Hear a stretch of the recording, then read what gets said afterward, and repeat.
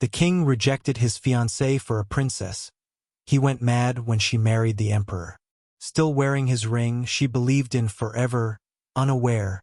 The winter wind swept across the capital, bitter and unforgiving. Lady Lyra Hartwell felt every gust as her carriage approached the palace. The royal hall blazed with 1,000 candles, their light spilling through towering windows like liquid gold. Within those walls, the season's grandest ball promised to seal betrothals, announce alliances, decide fates. Lyra arrived, knowing full well that her fate had already been written. Since childhood, she had been promised to King Calin. Tonight, she wore his ring. Tonight, she believed she would stand beside him as his future queen. Tonight, she would learn what it meant to be nothing. Oh, astonishing, isn't it? But before we reveal how this incredible moment came to be, I have a question for you. Do you believe that destiny is written in the stars, or do we make it ourselves? Let me know in the comments below, and tell me, where in the world are you watching from today? I love reading you stories. Now, settle in, hit that subscribe button to join our family, and let me tell you the truth about what really happened. The ballroom glittered like the inside of a jewel box, all crystal and silk and candlelight that danced across the faces of the assembled court. Lyra moved through the crowd with practiced grace, her gown of pale blue silk whispering against the marble floors.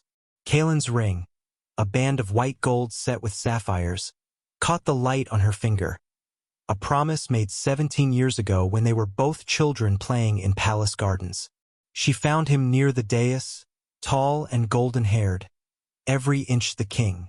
Their eyes met across the room, and for a heartbeat, she thought she saw something flicker in his expression. Regret, perhaps, or was it merely the candlelight playing tricks? The musicians played a waltz, and couples swirled across the floor like autumn leaves caught in a current.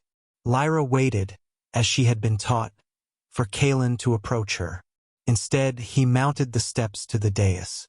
The music faltered, then died. Silence fell like a curtain. Beside him stood a woman Lyra had never seen before. She was beautiful in the way of expensive things, jewels adorning her throat, cloth of gold cascading from her shoulders, a crown of diamonds nestled in hair like spun copper. Princess Alara of Thaldris, Lyra realized with a cold shock of understanding. The neighboring kingdom, the wealthy kingdom, the powerful kingdom. Calin's voice rang out, clear and cold as winter steel. Lords and ladies of the realm, I am pleased to announce my engagement to Princess Alara of Thaldris.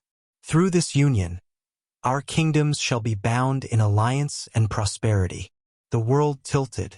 Lyra's vision narrowed to a single point, Calin's face, beautiful and terrible and utterly indifferent. Around her, the court erupted in murmurs, a tide of whispers that crashed over her like a wave. His eyes found hers across the glittering assembly. Our arrangement is concluded, Lady Lyra. The kingdom requires this alliance. Not love, not partnership. The kingdom. Princess Alara's lips curved into something that might have been a smile, might have been a smirk. Her gaze swept over Lyra with the disinterest one might show a servant, then dismissed her entirely. She tucked her hand into Calin's arm with the satisfaction of a woman who had won a prize. The ring on Lyra's finger suddenly felt like a shackle, burning against her skin. The whispers grew louder, no longer bothering to hide behind gloved hands. 17 years. She had spent 17 years preparing to be his queen.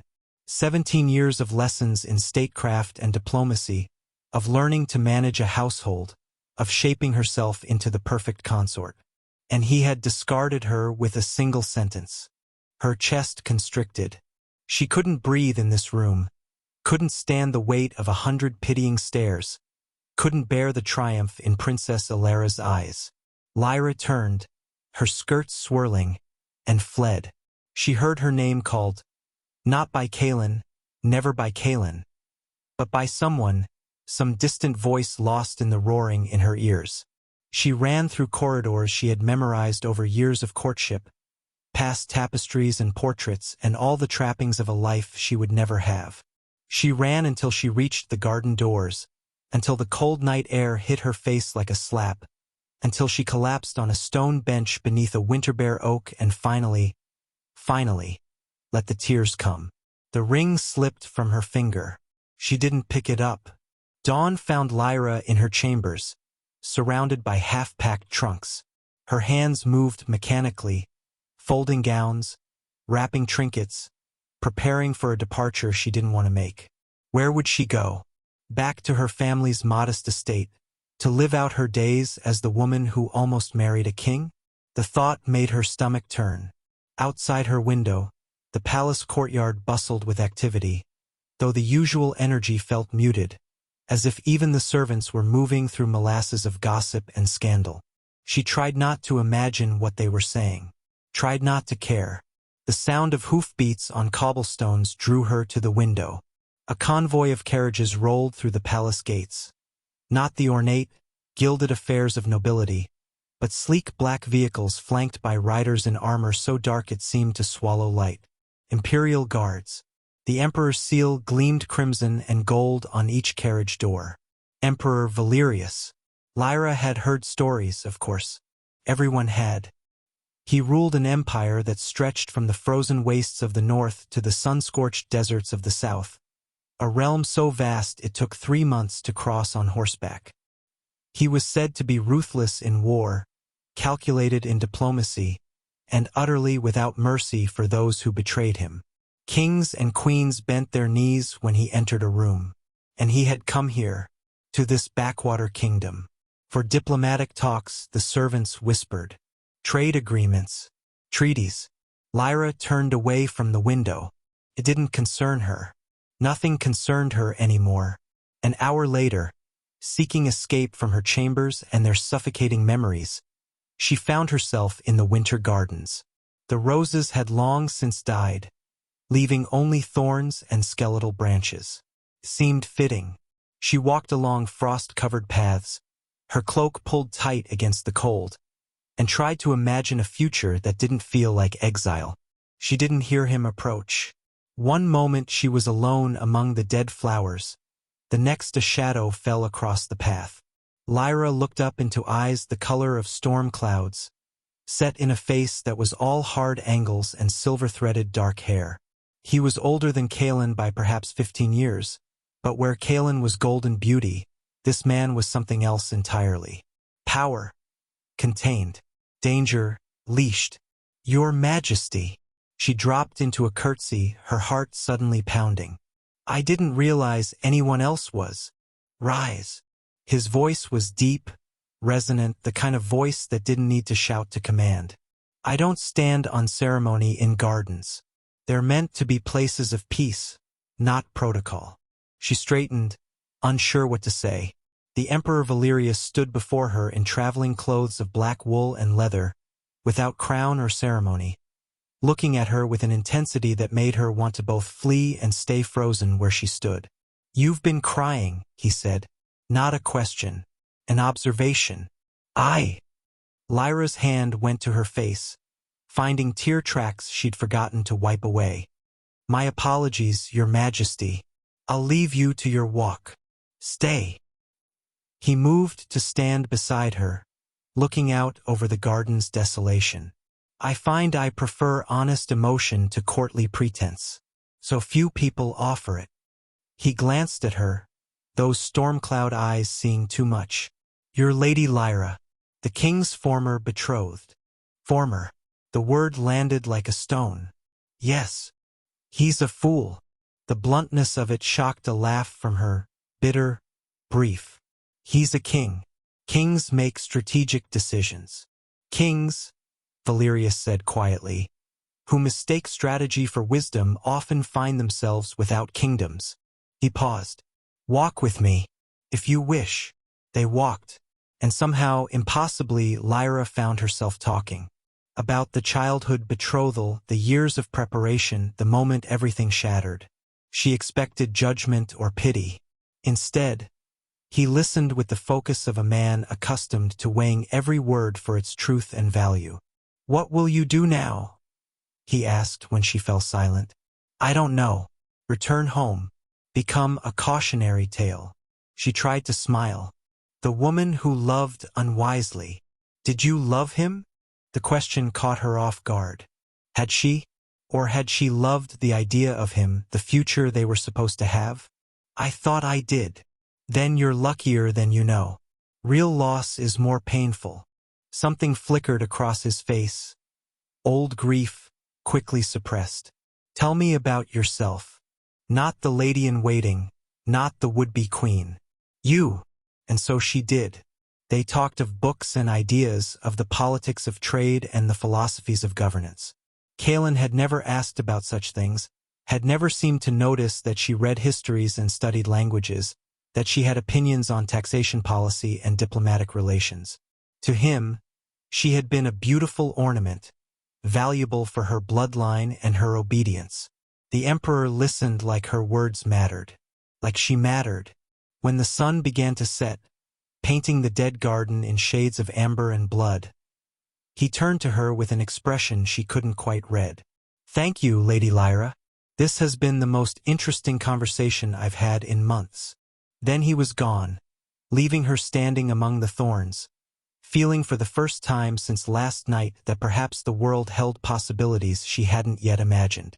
The next 3 days passed in a strange suspension of reality. Kaelin occupied himself with Princess Alara, a woman whose interests, as far as Lyra could tell from fragments of gossip, extended to jewelry, fashion, and her own reflection. The princess had already begun redecorating the queen's chambers, tearing down tapestries Lyra had helped select, replacing family heirlooms with gaudy imported pieces. Meanwhile, Emperor Valerius seemed to be everywhere Lyra was.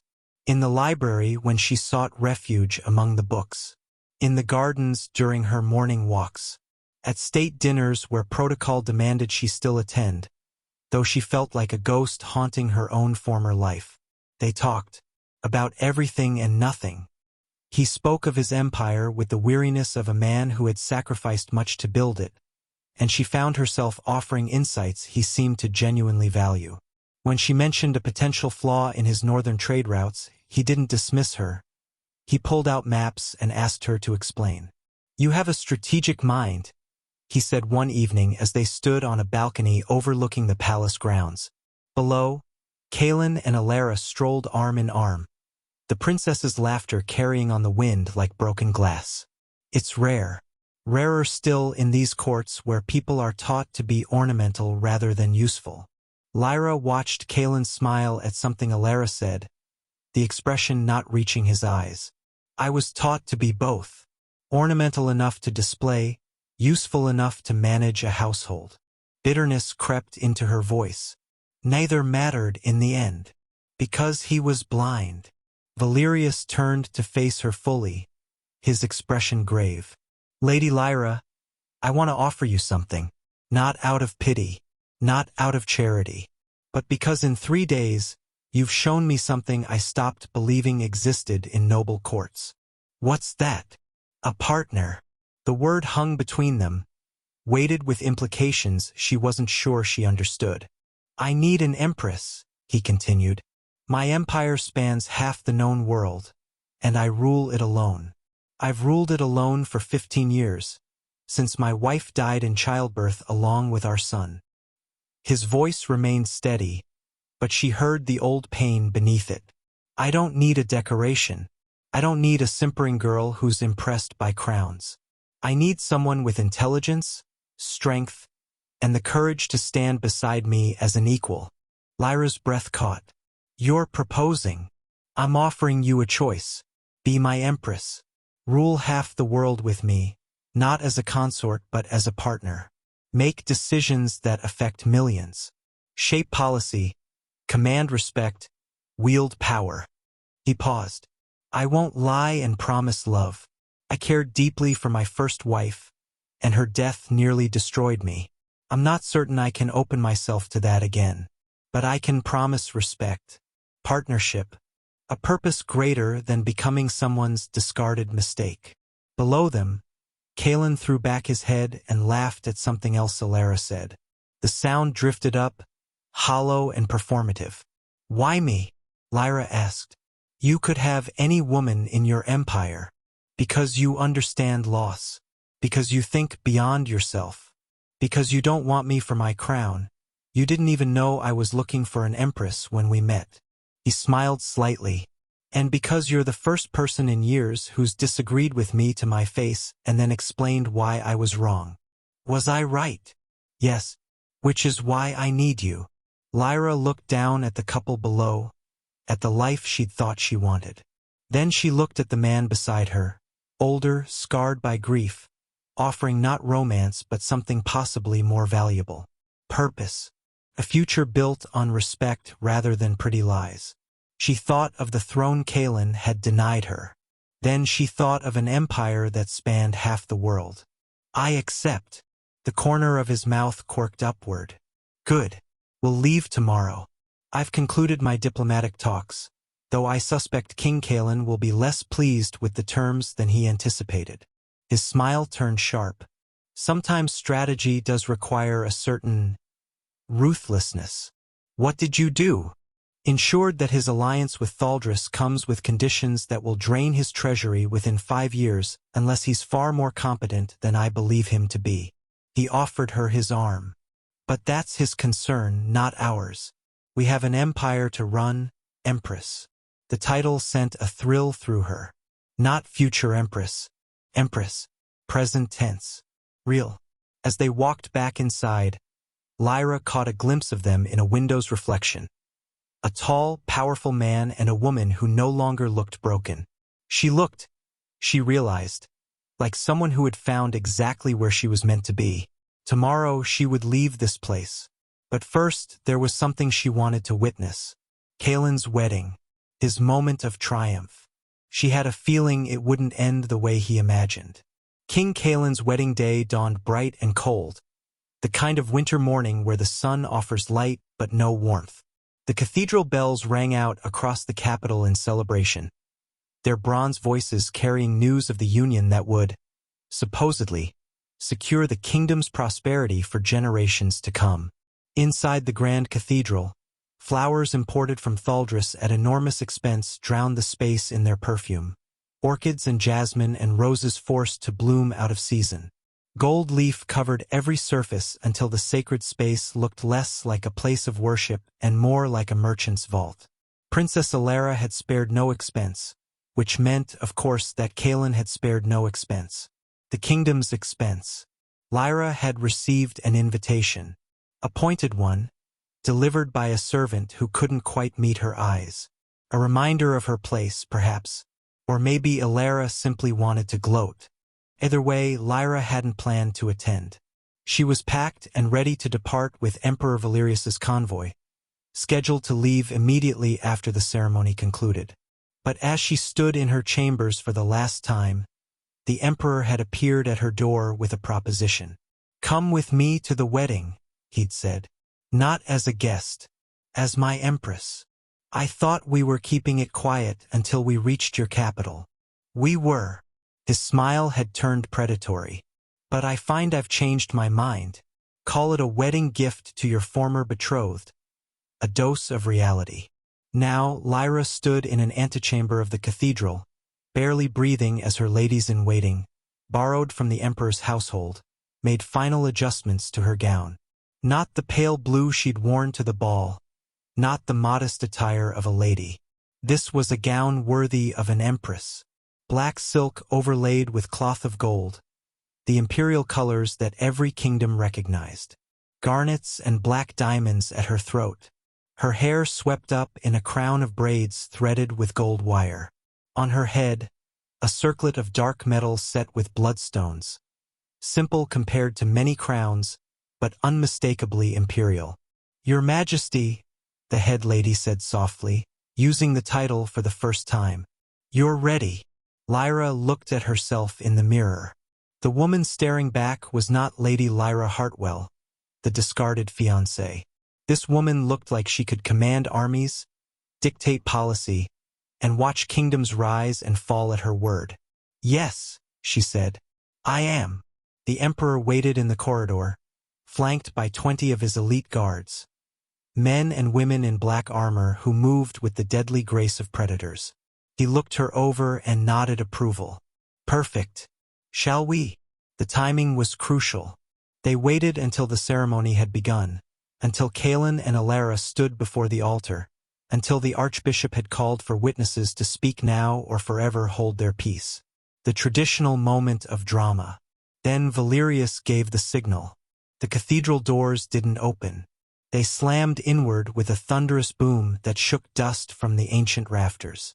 The boom echoed through the cavernous space like a physical blow. Every head turned. The archbishop's voice died mid-blessing. Imperial guards poured in first, their formation perfect, their weapons sheathed but their presence unmistakable. They lined the center aisle in 2 columns, creating a corridor of black armor and crimson cloaks. And then Lyra walked through. Her footsteps rang out on the marble floor, each step measured and deliberate. She kept her eyes forward, her posture perfect, her expression serene. Beside her, Emperor Valerius matched her pace, his hand resting lightly on her arm. Not possessive, but protective. A statement. The congregation erupted in whispers that swelled like a rising tide. Lyra heard fragments. Is that Lady Lyra? What is she wearing? Those are imperial colors. Impossible. At the altar, Kaelin stood frozen, his face draining of color as he watched her approach. Princess Alara's mouth had fallen open in an expression that would have been comical if it weren't so satisfying. Even the archbishop seemed struck speechless. Lyra and Valerius stopped at the front of the cathedral, not approaching the altar, that would be too much, but close enough to dominate the space. Close enough that everyone could see clearly. Close enough for Kaelin to see exactly what he had thrown away. Lyra? Kaelin's voice cracked on her name, barely more than a whisper. He took a half-step forward, then stopped, his eyes darting between her face and the imperial circlet on her head, trying to make sense of what he was seeing. Princess Alara recovered first, her shock crystallizing into fury. How dare you interrupt? The herald at the cathedral entrance cut her off, his voice trained to carry over the noise of crowds. He struck his staff against the marble 3 times, each boom silencing another layer of whispered speculation, until the cathedral rang with expectant silence. Her Imperial Majesty Empress Lyra Valerius, sovereign of the northern reaches, lady of the 12 provinces, shield of the eastern marches, and consort to His Imperial Majesty Emperor Valerius Constantine, ruler of the Valerian Empire.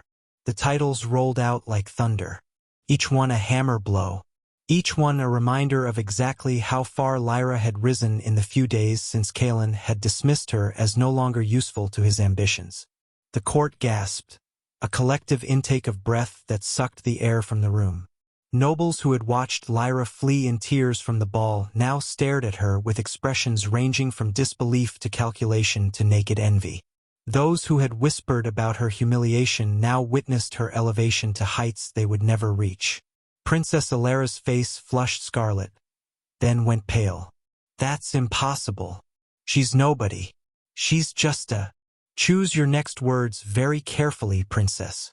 Emperor Valerius's voice was soft, but it carried a weight that made everyone in the cathedral flinch. The woman you're about to insult is my Empress. An insult to her is an insult to me, to my empire, and to the 50 million people who call me sovereign. He smiled, and it was not a kind expression. I trust you understand the diplomatic implications. Alara's mouth opened and closed soundlessly. Beside her, Kaelin still hadn't moved, hadn't spoken beyond that first broken utterance of Lyra's name. He stared at her like a man watching his entire world unmake itself. Good, Lyra thought with cold satisfaction. Let him understand.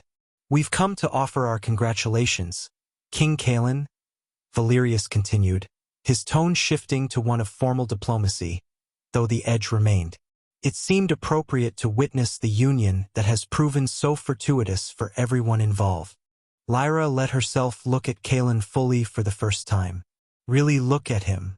The golden hair that had once made her heart flutter now seemed merely decorative. The fine features that she'd memorized through years of courtship now struck her as weak, uncertain. This was the man she'd thought she loved? This was the future she'd mourned? She felt nothing. No love, no heartbreak, no anger. Just a distant, almost clinical observation of a mistake she'd narrowly avoided making permanent. "Your Majesty," Kaelin finally managed, though he was looking at her, not at Valerius. I didn't know." "Know what?" Lyra asked, speaking for the first time. Her voice came out steady, almost curious. "That I was capable of rising above the station you assigned me? That someone might value qualities beyond my bloodline and my obedience." She tilted her head. "You knew me for 17 years, Kaelin. Perhaps that says more about your judgment than my worth." Around them, the nobles shifted uncomfortably. No one spoke to a king this way, except an empress could. An empress outranked a king. Alara found her voice again, shrill with desperation. "This is our wedding. You have no right to." "I have every right," Lyra said calmly. "Emperor Valerius is here for the diplomatic formality of acknowledging your union. I am here." She paused, considering. "I am here to remind myself why I'm grateful for betrayal. Sometimes the worst thing that happens to us is the best thing that could have happened." She let her gaze sweep the cathedral, the excessive gold, the forced flowers, the court that had pitted her mere days ago. Then she looked back at Kaelin, and something in her expression must have penetrated his shock, because he took a half-step back as if physically struck. "I wish you every happiness in your marriage, Your Majesty," Lyra said, and the formality of the address was its own kind of sword. No longer Kaelin, no longer anything personal, just the distance protocol demanded between equals. Except they weren't equals anymore. "May your alliance bring you everything you hoped for." The words were gracious. The tone was a dismissal. Emperor Valerius offered Lyra his arm. "Empress, we should take our leave. We have a long journey ahead, and an empire to return to." Lyra took his arm, her movements fluid and practiced, as if she'd been doing this for years rather than days. As if she'd been born to stand beside emperors rather than wait in shadows for a king who never truly saw her. As they turned to leave, Kaelin moved, lurched forward with a strangled sound that might have been her name or might have been a sob. "Lyra, wait, please." The word hung in the air, desperate and raw. Kaelin stumbled forward, pushing past the archbishop, past the altar, past Princess Alara, who reached for him with a hand he didn't see. His eyes were wild, fixed on Lyra with an intensity that bordered on madness. "Lyra, please," he said again, his voice breaking. "I made a mistake. We can fix this. The wedding can be postponed. The alliance can be." "Kaelin." Alara's voice was sharp, disbelieving. "What are you saying?" He ignored her completely. His entire world had narrowed to the woman in imperial gold and black, the woman he'd discarded like a broken ornament, now standing before him with the bearing of someone who commanded nations. "I was wrong. I see that now. God, look at you. You're magnificent. I was a fool to." Emperor Valerius stepped forward, placing himself between Lyra and the babbling king.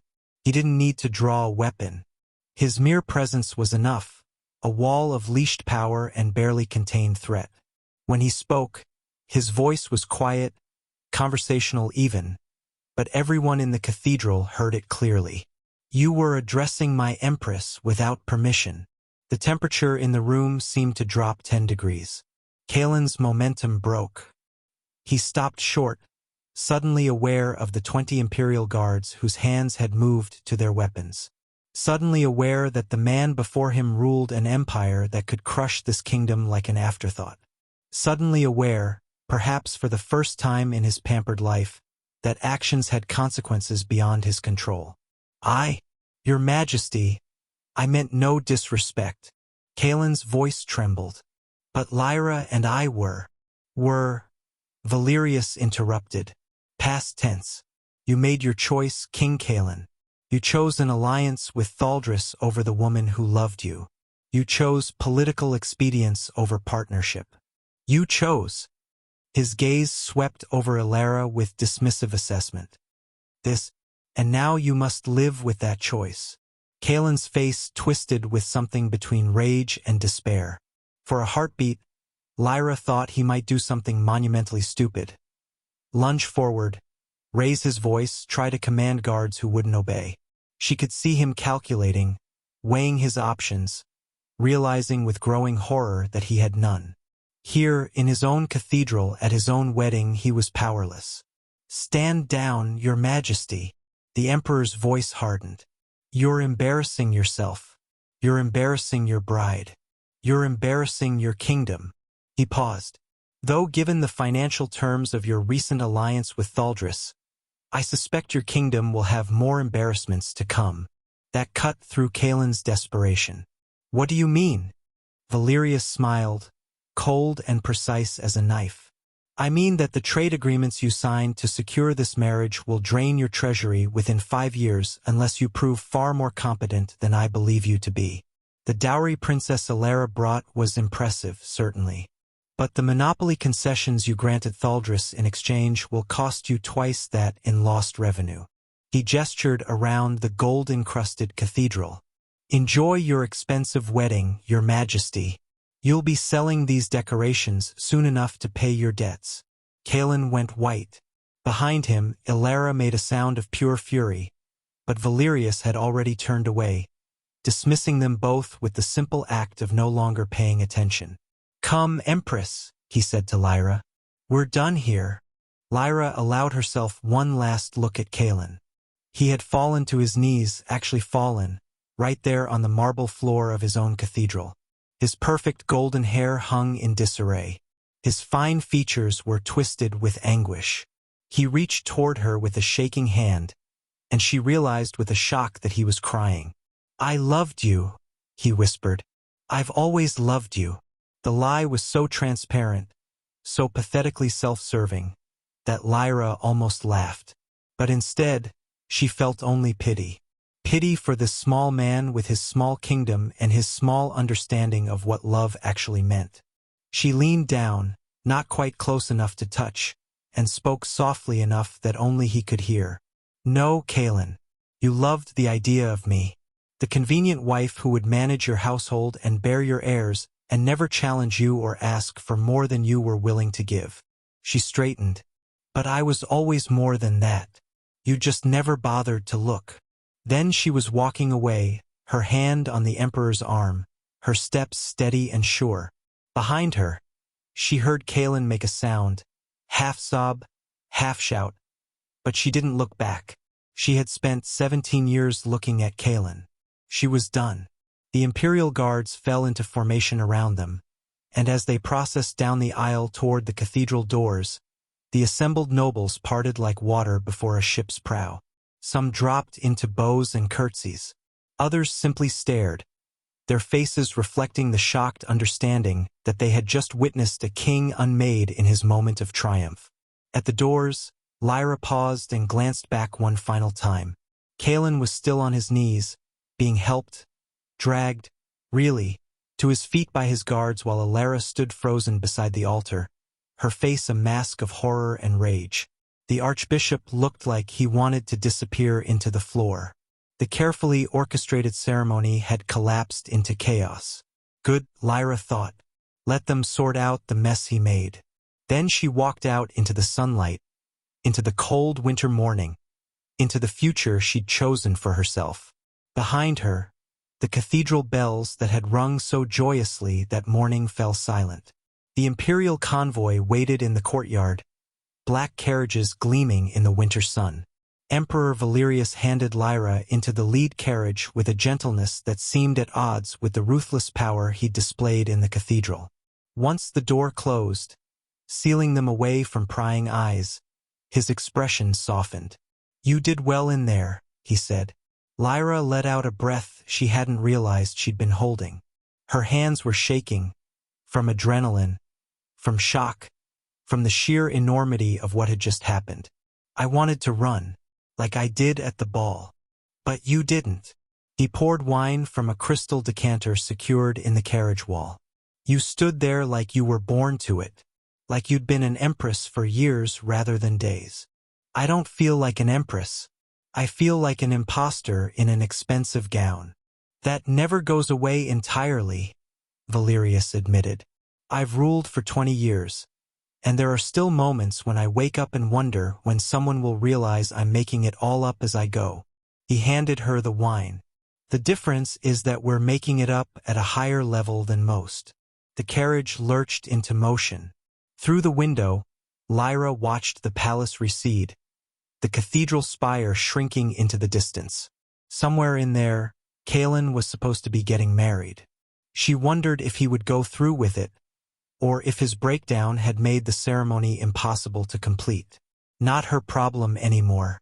Do you think I was cruel? She asked suddenly. Going there. Letting him see. Yes, Valerius said without hesitation. You were cruel. But he earned it. And more importantly, you needed to see him one last time. To know with certainty that you made the right choice.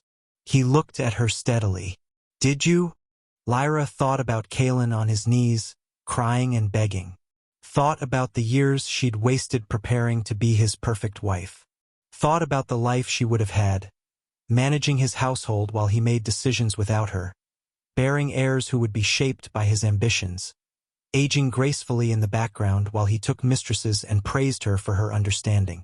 Then she thought about the past 3 days, the conversations that challenged her mind, the respect in Valerius's eyes when she offered an opinion, the maps they'd studied together, the policies they'd debated, the sense that she was finally being seen as a whole person rather than a useful accessory. Yes, she said, I made the right choice. Behind them, miles away now, screams echoed through the cathedral.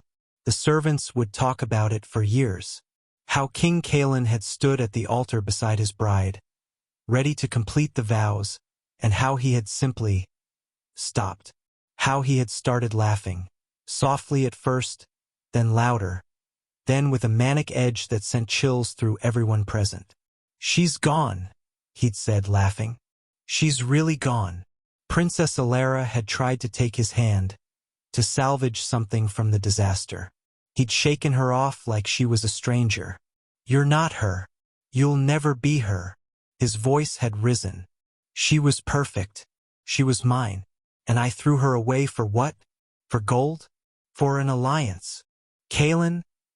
Alara had hissed, her face flushed with humiliation. Pull yourself together. Everyone is watching. Let them watch. He'd spun to face the congregation, his eyes too bright, his smile too wide. Let them see what a fool looks like. I had a diamond, and I traded it for colored glass.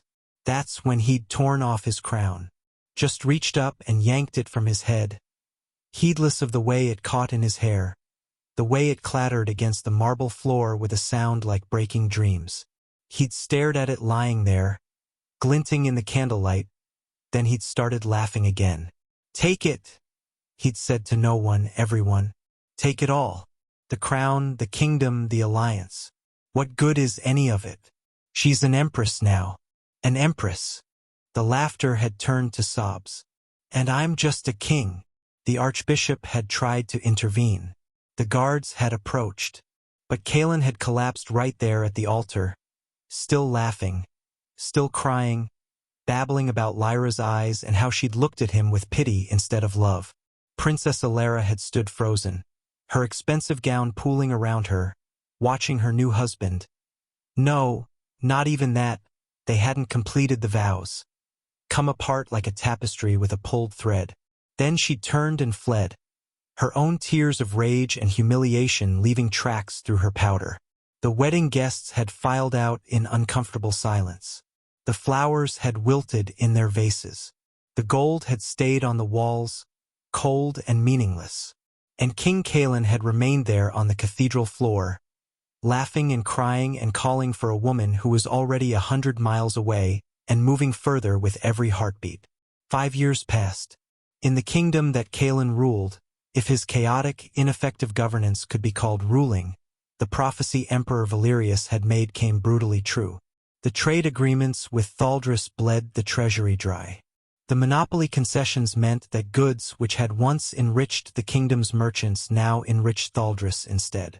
Within 3 years, Calen had been forced to raise taxes to punishing levels just to maintain the basic functions of government.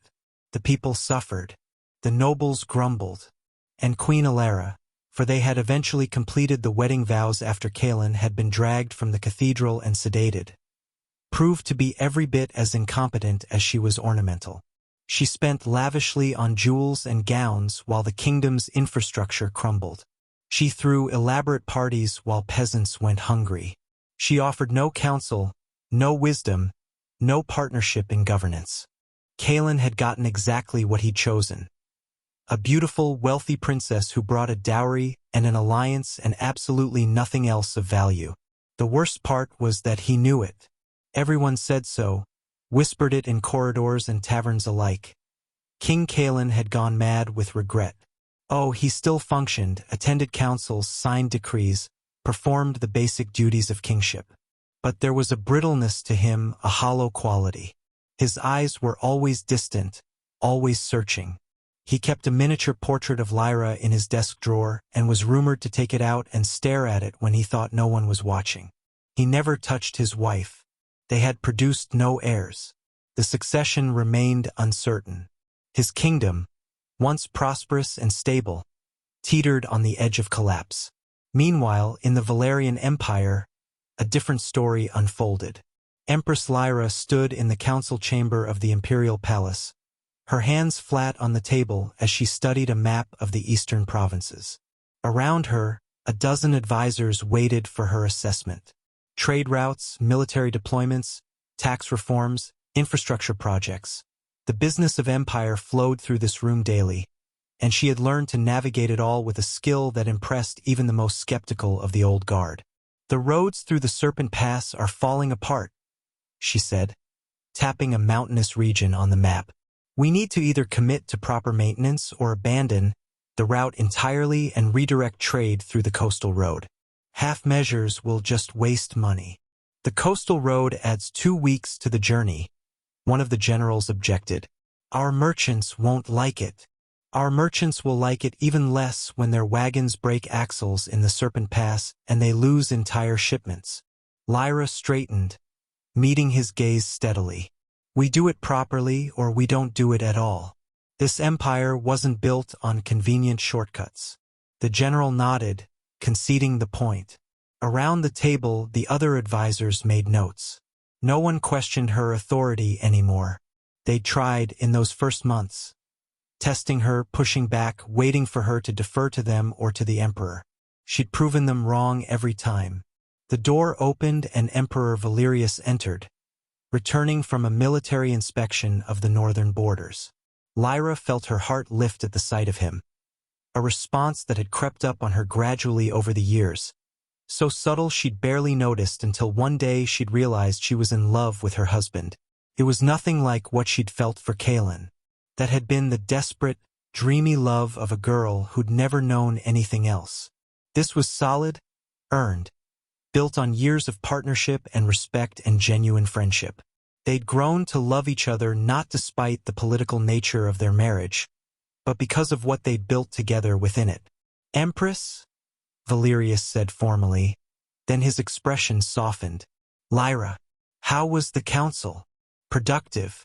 We're rebuilding the eastern roads, reorganizing the tax collection in the southern provinces, and General Marcos is still convinced that we're being too conservative with our military budget.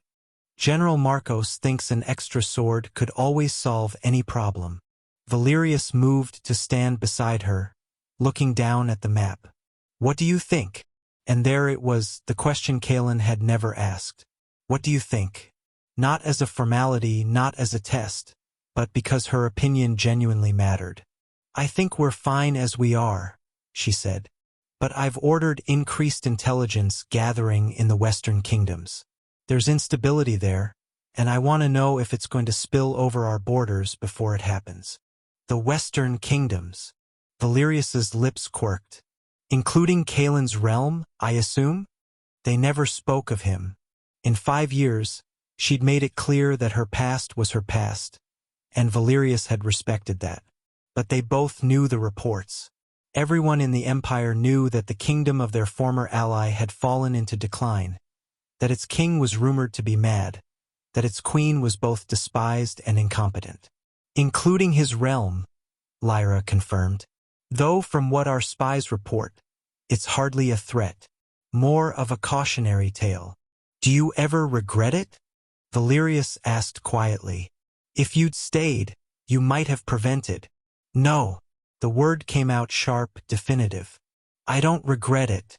I don't wonder. And I don't mourn what might have been. She turned to face him fully. He made his choice and I made mine. He chose power without wisdom, alliance without partnership. I chose differently. Valerius reached out and took her hand, the gesture casual and intimate in a way it never was with an audience. And are you happy with your choice? Lyra looked around the council chamber, at the maps showing an empire at peace, at the reports of fair governance and prosperous trade. She thought of the villages she'd visited where children were learning to read because she'd pushed through education reforms. The hospitals built because she'd reallocated funds from vanity projects. The roads, the bridges, the systems of law and order that she'd helped strengthen. Then she looked at the man before her, older than her by years, scarred by loss and hardened by power, but who had shown her more respect and partnership than the golden prince who'd promised her a crown. Yes, she said. I'm happy. He smiled, the rare genuine expression that was reserved only for her. Good, because I am too. They stood there for a moment, two people who'd chosen each other not for love but for partnership, and who'd found love in the partnership anyway. It wasn't the fairy tale Lyra had once imagined. It was better. It was real. Somewhere far away, in a crumbling kingdom, a mad king stared at a miniature portrait and mourned. But here, in the heart of an empire, an empress planned for the future with her partner by her side. And she never looked back. 10 years after she'd walked out of that cathedral in imperial gold and black, Empress Lyra stood on the balcony of the Winter Palace and watched dawn break over the empire she helped rule. The view stretched for miles, terraced gardens cascading down to the capital city below, where thousands of rooftops caught the morning light like scales on a dragon's back. Beyond that, farmland and forests and roads that connected the vast territories under her governance. Somewhere past the horizon lay the borders of an empire that spanned half the known world. It was hers, not by birth, not by inheritance, but by choice and work and partnership. She was 40 now, older than she'd been when this all began, marked by the years in the lines at her eyes and the silver beginning to thread through her dark hair. She didn't mind. These were badges of a life lived fully, of decisions made and consequences accepted. Valerius emerged from their chambers behind her, carrying 2 cups of morning tea. He'd aged too, more silver in his hair, deeper lines on his face, but his presence remained as solid and commanding as ever. They'd grown old together in a way that felt earned. Couldn't sleep? He asked, handing her a cup. I was thinking. She took the tea gratefully, savoring the warmth against the morning chill. A messenger arrived last night from the Western Kingdoms. About Kalen. Not a question. They both knew. He's dead. His heart gave out, apparently. They're saying it was sudden, but... She trailed off, unsure how to finish. But he's been dying for years, Valerius completed. Ever since the day you walked out of that cathedral. Lyra was quiet for a moment, examining her feelings. She'd expected something. Satisfaction, perhaps, or vindication. Or maybe grief for the boy she'd once known, before ambition had twisted him into someone unrecognizable. But instead, she felt only a distant sadness for a life wasted on regret. They're calling me the Empress who destroyed a king, she said. Are you bothered by that? Should I be? I didn't destroy him. He destroyed himself. She sipped her tea. I just left. I chose differently than he expected. And apparently that was enough to break him. Because he finally realized what he'd lost, Valerius said. Not you specifically, though that too, but the possibility of something real. He chose power and prestige over partnership.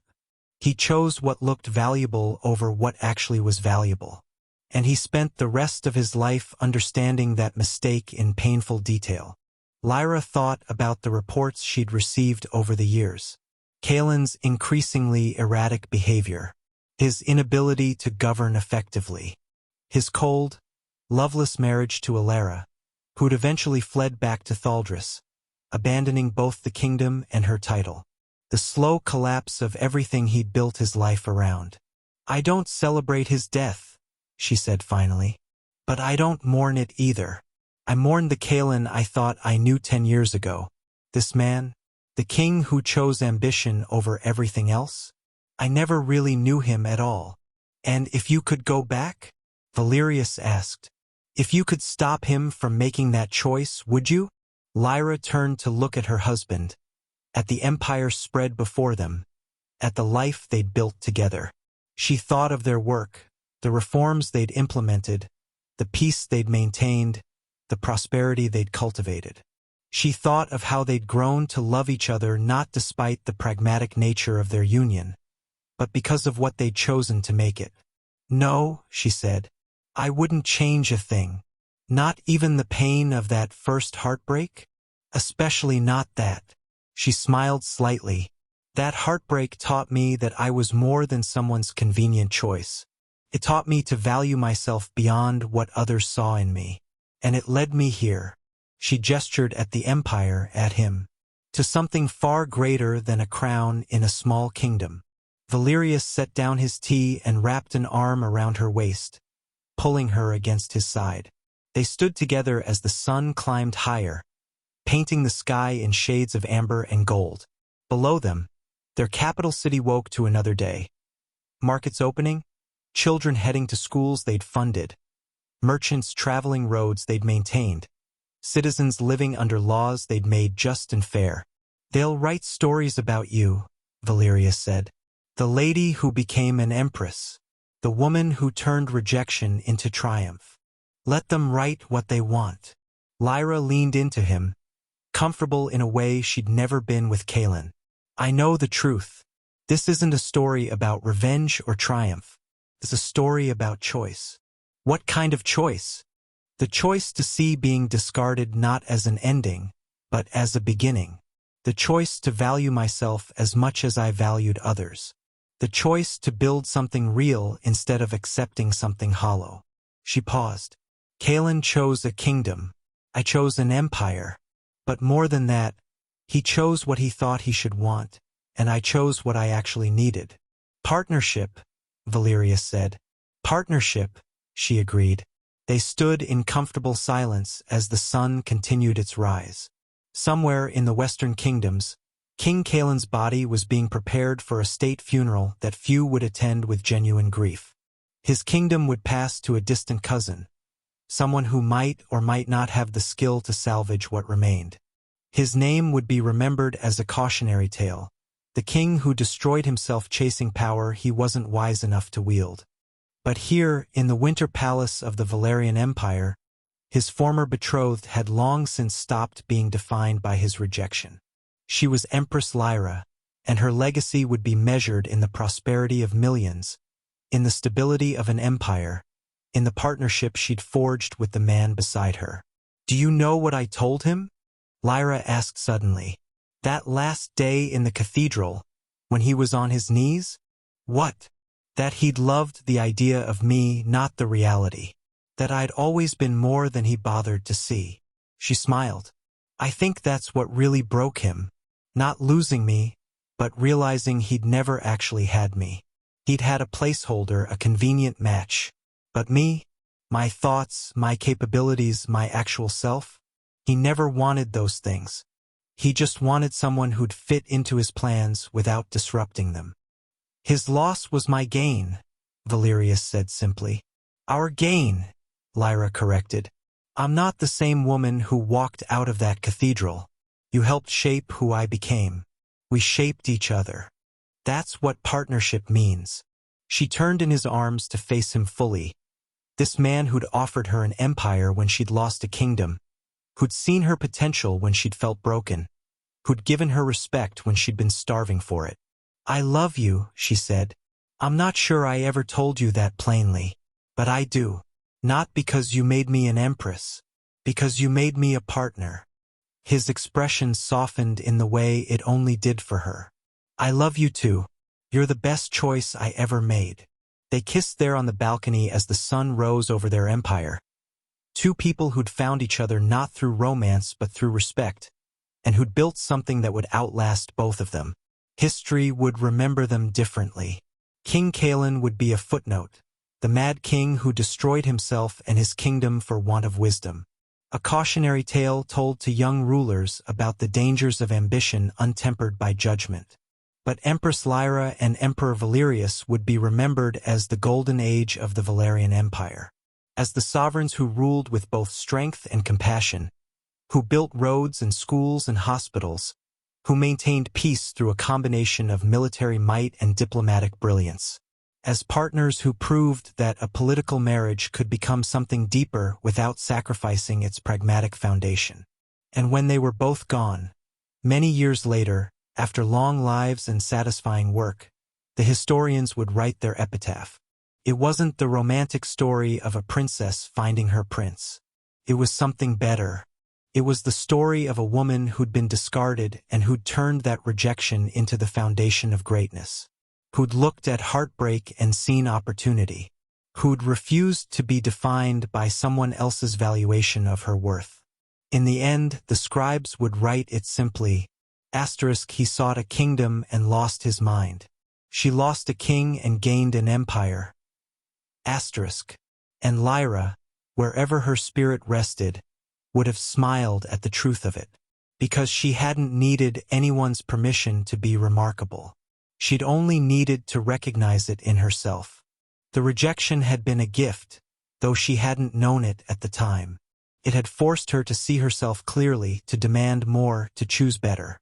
King Kalen had done her the greatest favor of her life when he'd looked at her with cold eyes and ended their engagement. He'd set her free, and she had flown farther than either of them could have imagined. The end. Dear viewer, what part of this journey touched your heart or surprised you today? If you'd enjoy more historical love stories filled with healing and hope, let me know below. Please like, subscribe, and share to help others find these stories too. Thank you for spending your precious time here. Your next beautiful story is waiting on the screen.